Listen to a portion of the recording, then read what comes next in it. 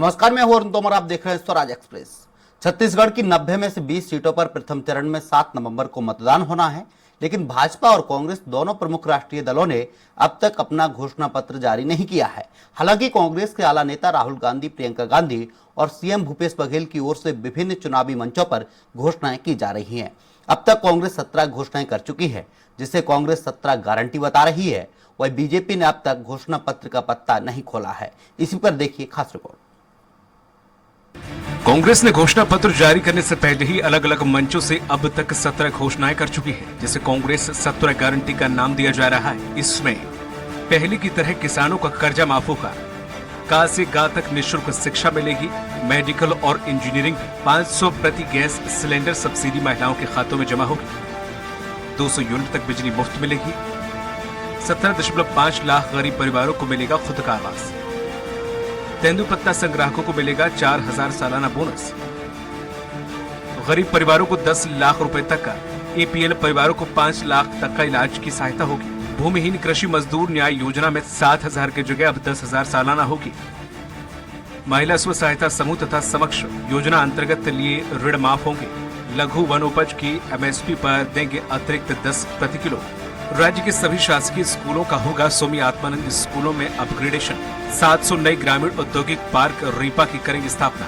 सड़क एवं अन्य आकस्मिक दुर्घटनाओं पर होगा निःशुल्क इलाज, परिवहन व्यवसायियों की 726 करोड़ रुपए का बकाया कर्ज होगा माफ, तिवरा की भी होगी समर्थन मूल्य पर खरीदी, जातिगत जनगणना करवाई जाएगी, एमएसपी पर प्रति एकड़ अब 20 क्विंटल धान की खरीदी की जाएगी।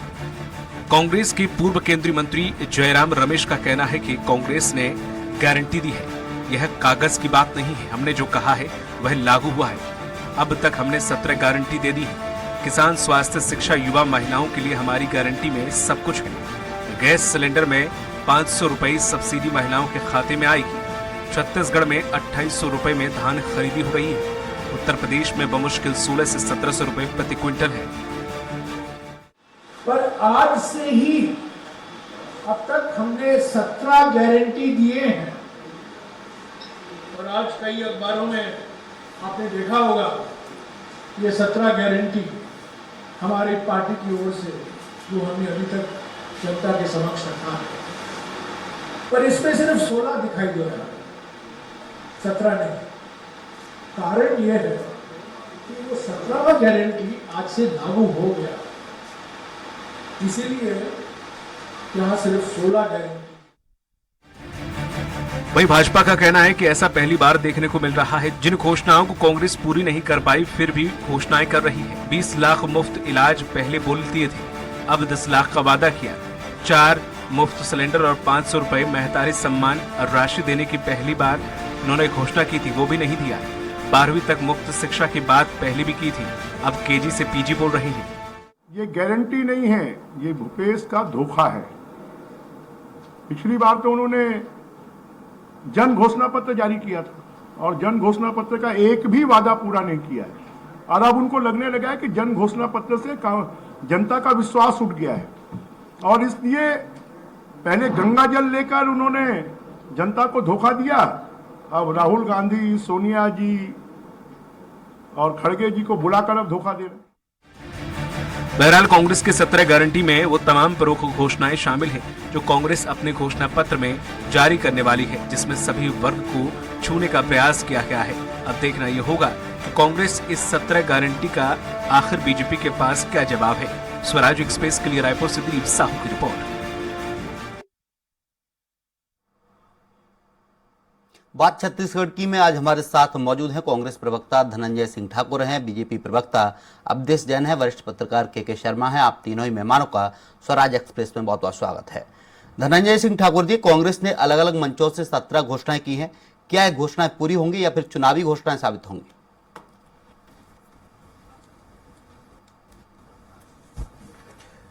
देखिए, कांग्रेस चाहती है उसका करती है जी, और हम में जो घोषणा किया था किसानों कर्ज माफी का, भूपेश बघेल जी मुख्यमंत्री की शपथ लेते हैं और 2 घंटे के भीतर प्रदेश के 20 लाख किसानों को कर्ज माफ करते हैं, और कर्ज माफी योजना का लाभ भाजपा के बड़े नेताओं को भी मिलता है और पूरे प्रदेश में खुशहाली आती है जी। हम धान कीमत 25 रुपए देते हैं, हम बिजली बिल हाफ की सुविधा प्रदान करते हैं, हमने महिला स्व सहायता समूह कर्ज माफी किया है, हमने रमन सरकार के दौरान जेल में बंद आदिवासियों को बाहर निकाला है और आदिवासियों की जमीन जो रमन सिंह की सरकार ने छीना तो उसे लौटाने का भी काम किया है।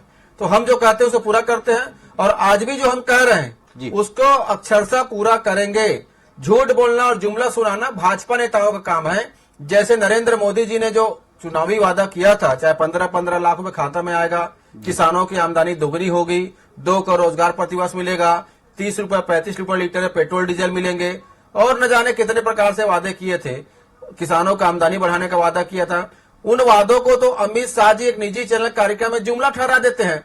तो मोदी जी के बातों पर तो अमित शाह जी को भरोसा नहीं रहा गया, जनता दूर की बात है। और हम जो कहते हैं पूरा करते हैं, इसलिए आज पूरे प्रदेश में भरोसा की गूंज जारी है और जनता को विश्वास है कांग्रेस ने जो किया है उसे पूरा करेगा।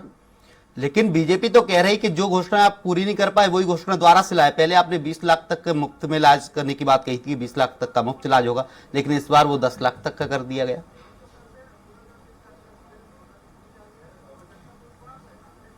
देखिए, भारतीय जनता पार्टी असल में कंफ्यूज हो चुकी है, क्योंकि हमने जब 17 घोषणा इस प्रदेश में की है और लगातार हमारे नेता 17 घोषणाएं यहाँ पे की हैं, चाहे किसानों कर्ज माफी हो, चाहे 5 लाख से 10 लाख रुपए स्वास्थ्य की योजना को बढ़ाने की बात हो, चाहे मजदूर जिनको योजना के माध्यम से 7,000 रुपए सालाना मिलता हो 10,000 रुपए करने की बात हमने कहा है।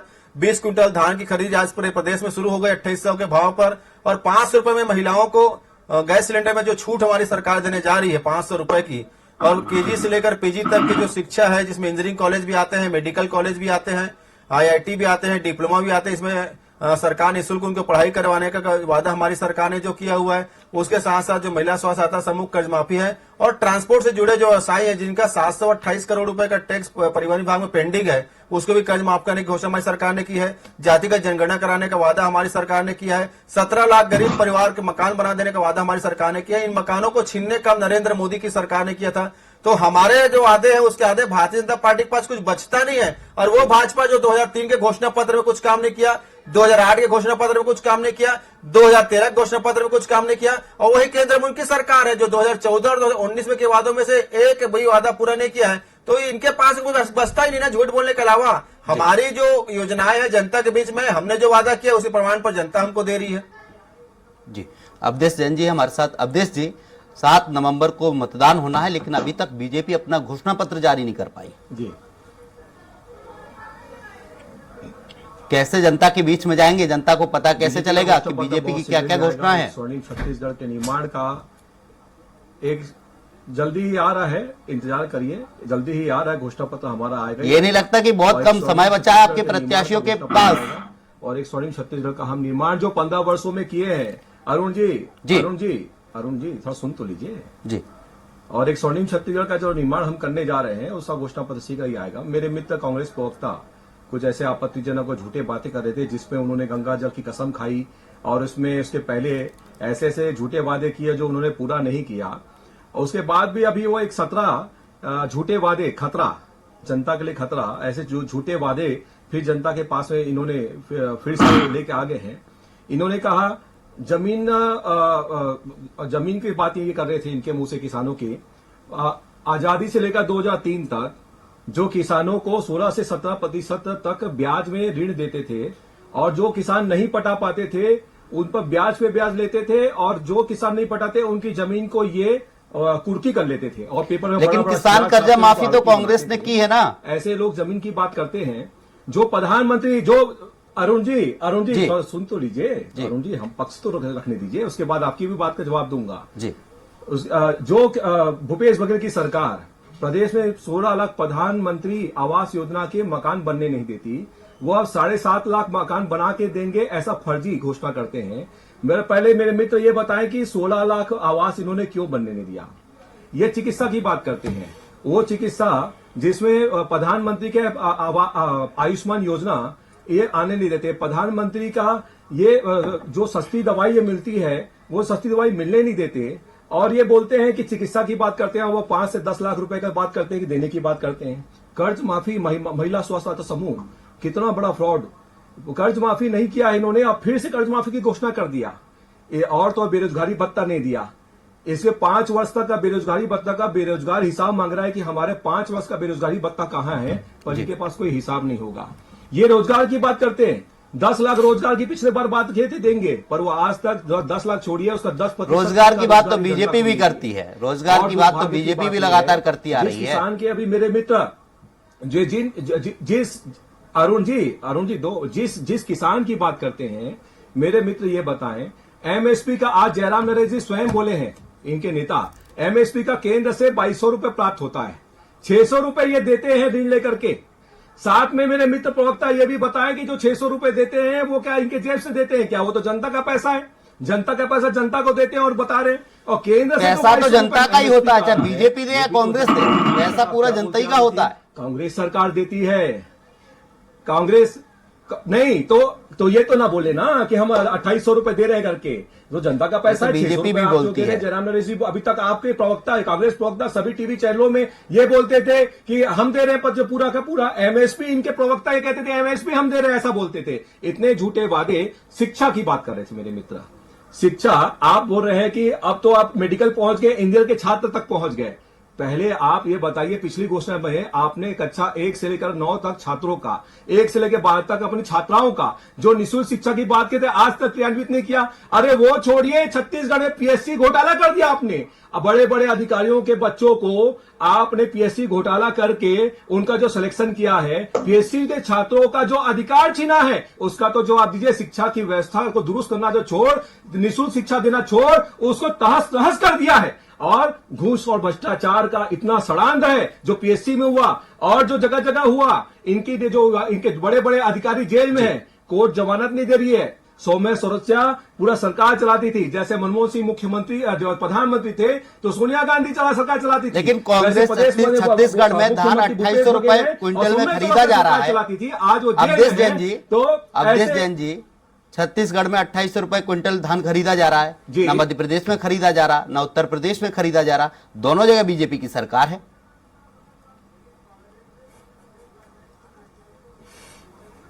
आप तो ये बताइए, एमएसपी का भुगतान किसने करा अरुण जी? 2200 रुपए एमएसपी का केंद्र से आ रहा है वो भुगतान।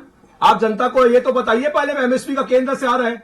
और आप ये भी बताइए कि बोनस जो जानते नहीं थे मेरे मित्र, ये बोनस किसने चालू किया? भाजपा सरकार ने चालू किया। अब ये बताइए, आप ये भी बड़ा बड़ा बात बोल रहे थे कि भैया हम तो पुराना बोनस भी देंगे, भी देंगे, वो भी नहीं दिए। आप अपनी घोषणाएं पूरा नहीं कर रहे हैं। शराबबंदी करेंगे, हमारी माताओं बहनों को ये बोल के वोट पाया कि शराबबंदी करेंगे। आज शराबबंदी छोड़िए, फर्जी मार्का बना करके शराब का उत्पादन चालू करा दिया। एक दुकान में सरकार की शराब अलग बिकती थी, इनके कांग्रेस की दुकान अलग लगती थी, कांग्रेसी नेताओं की शराब अलग बिकती थी, और उससे लाखों अपने हजारों करोड़ का घोटाला कर दिया। आप ना शराबबंदी किया, ना बेरोजगारी भत्ता दिया, ना रोजगार दिया, महिला स्व समूह का ऋण माफी नहीं किया, और तो और महिला स्व समूह जो काम करती थी रेडी टू ईट का, वैसे 22,000 महिलाओं माताओं बहनों का रोजगार छीन लिया। वो काम निजी कंपनी को दे दिया। आप इसका तो जवाब दीजिए कि निजी कंपनी क्यों दिया, हमारी माताओं बहनों से रोजगार क्यों छीन लिया?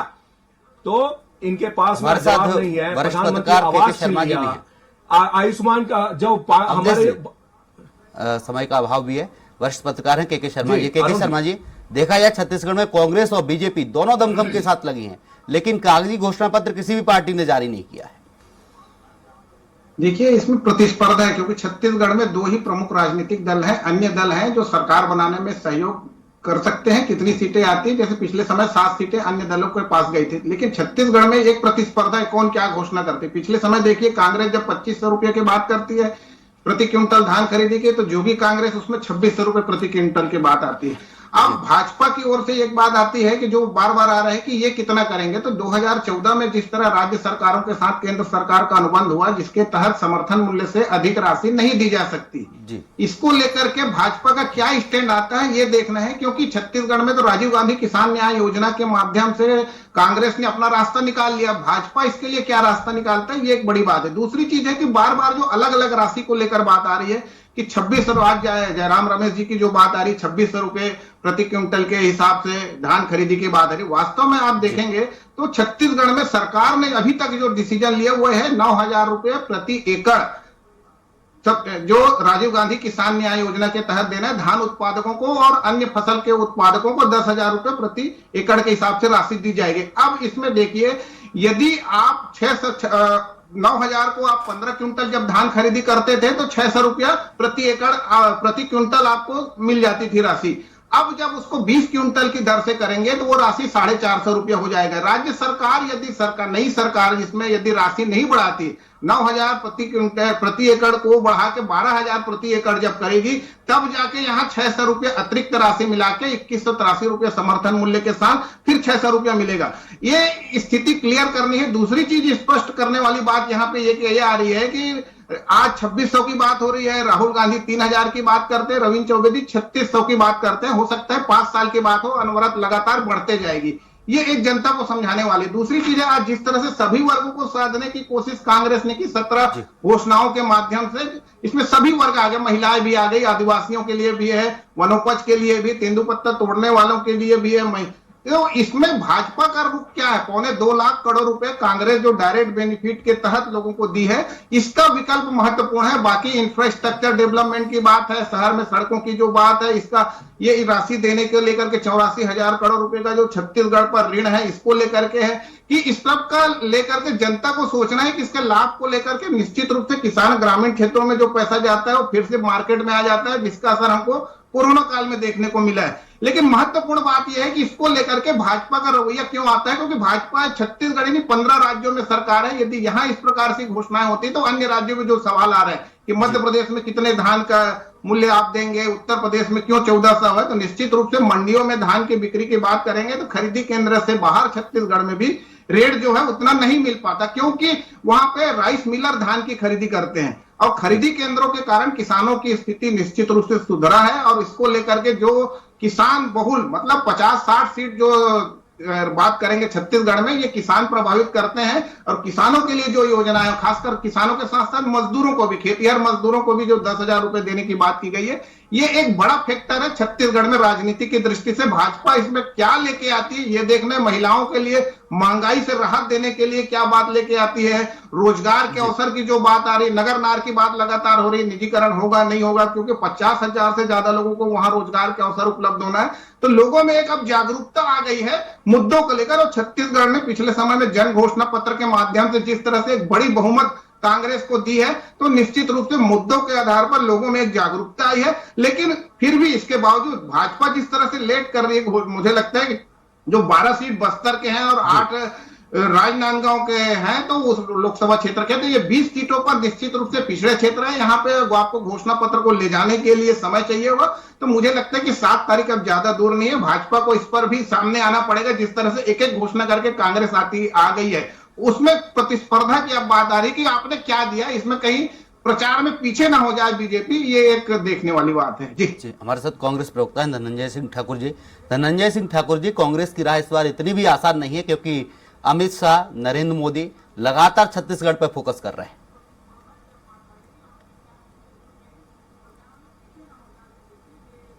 देखिए, अमित शाह जी या नरेंद्र मोदी जी के छत्तीसगढ़ आने से छत्तीसगढ़ को क्या लाभ मिला है? नरेंद्र मोदी जी प्रधानमंत्री है, उनके प्रधानमंत्री बनने से छत्तीसगढ़ को क्या लाभ मिला है? पहली बात। दूसरी बात, भाजपा के प्रवक्ता कैसे झूठ बोलते हैं और नेता अरुण साहू झूठ बोले, बताना चाहूंगा। 2018 में यही वो भारतीय जनता पार्टी है जो कांग्रेस के लीडर गिरीश देवांगन और शैलेश नितिन त्रिवेदी के नाम से एक फर्जी पत्र जारी करके यह अफवाह फैलाने का षड्यंत्र रचा था कि कर्ज माफी के खिलाफ कांग्रेस पार्टी है। और वही स्थिति आज फिर हो चुका है। जयराम रमेश जी ने कहा कि समर्थन मूल्य तय केंद्र सरकार करती है। समर्थन मूल्य तय करना, धान का हो चाहे चना का हो चाहे दाल का हो, ये केंद्र करती है, पर केंद्र सरकार धान की खरीदी छत्तीसगढ़ में नहीं करती। एक दाना दान नरेंद्र मोदी जी नहीं खरीदते। पहली बात, छत्तीसगढ़ की सरकार 40,000 करोड़ रुपए कर्जा लेकर धान खरीदती है और 2800 की कीमत कोई देता है तो भूपेश बघेल की सरकार इस बार दे रही। ना तो शिवराज सिंह की सरकार में देने का दम है, ना तो योगी सरकार में देने का दम है, ना तो गुजरात की सरकार में देने का दम है। पहली बात। अभी छोटा सा मैं सवाल पूछूंगा, मेरे साथी प्रवक्ता जो भाजपा बैठे हैं, ये कहते हैं कि केंद्र जो है धान खरीदता है, तो मैं उदाहरण देना चाहूंगा। 2013 में भाजपा ने घोषणा किया था कि 21 रुपए धान का समर्थन मूल्य देंगे और 300 रुपए बोनस। ये इन्होंने 2100 नहीं दिया, तो भाजपा के प्रवक्ता साथी बताए क्या वो 21 रुपए नहीं देने के लिए रमन सिंह की सरकार दोषी है कि नरेंद्र मोदी जी दोषी है? ये स्पष्ट कर दे, जनता के सामने दूध का दूध और पानी का पानी हो जाएगा। 300 बोनस तो आपने दिया नहीं, 2100 समर्थन मूल्य दिया नहीं, तो इसके लिए क्या रमन सिंह दोषी थे कि नरेंद्र मोदी जी दोषी है? बता दे मुझे, क्योंकि हमारी सरकार तो 2800 में धान खरीदती है और भाजपा तो झूठ बोलती है। जयराम रवि ने कहा ना, मैं भी कह रहा हूं कि समर्थन मूल्य चाहे धान हो, गेहूं हो, चना हो, मक्का हो, बाजरा हो, जो केंद्र के पास अधिकार है वो तय करती है, पर खरीदती नहीं है। गुजरात में 1315 रुपए में किसान धान बेचने मजबूर है। नरेंद्र मोदी जी जिस बनारस से संसदीय क्षेत्र से आते हैं वहां 1400 रुपए में किसान धान बेच रहा है। प्रधानमंत्री के संसदीय क्षेत्र में अगर यह है, जब नरेंद्र मोदी धान खरीदते हैं तो क्या बनारस के किसानों के खिलाफ खड़े हुए हैं? वो तो झूठ बोलने से कुछ नहीं होगा। जी, समय का अभाव हमारे पास, रोकना चाहूंगा अवधेश जैन जी, अवधेश जी 2200 रुपए केंद्र देती अवधेश जी, है। समय का अभाव है, क्लियर बोला, रोकना चाहूंगा आप तीनों में सुना दीजिए। धनंजय सिंह ठाकुर जी आपका बहुत बहुत शुक्रिया, अवधेश जैन जी आपका भी बहुत बहुत शुक्रिया, वरिष्ठ पत्रकार के शर्मा जी हैं आपका भी बहुत बहुत शुक्रिया। फिलहाल के लिए हमारी इस डिबेट में इतना ही। आप देखते रहिए स्वराज एक्सप्रेस। नमस्कार।